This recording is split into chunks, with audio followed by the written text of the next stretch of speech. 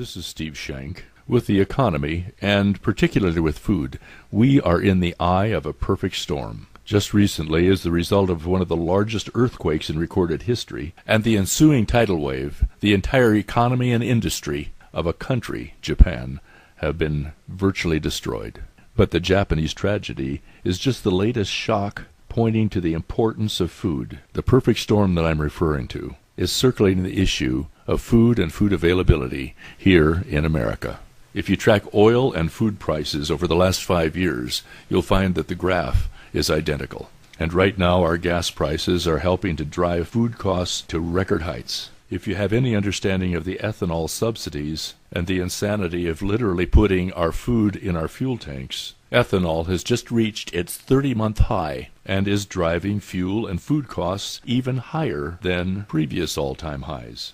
The huge population countries of India and China are buying up American unprotected exports from commodities investors.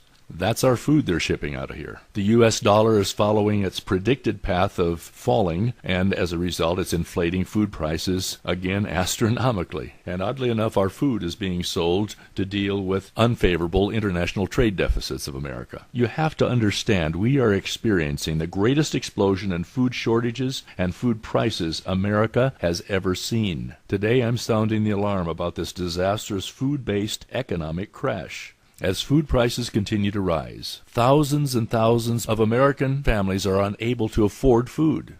And it's not just the unemployed. Of the 45 million families that are on food stamps and growing, a high percentage of them are still employed and yet can't afford food. Folks, you need to tell your friends and people you love that they have to do all they can to freeze the cost and the availability of their food. The way you go about this is getting as much food as you can saved up at today's prices for the time when, no matter how well off you are, affordability will be difficult, but availability could be impossible. This information I'm sharing with you is not intended to be doom and gloom, but is intended to make you aware of the exact circumstances that every one of us is dealing with right now. I'm fortunate to be able to share this information with you from experience of close to 30 years, and my realization that the trends that I've seen coming are now here and present. I believe very strongly that the voice of warning we are raising will enable those for whom we care to bet their lives on the information we've given them, and we can bless them with fearlessness in troubled times. Thank you.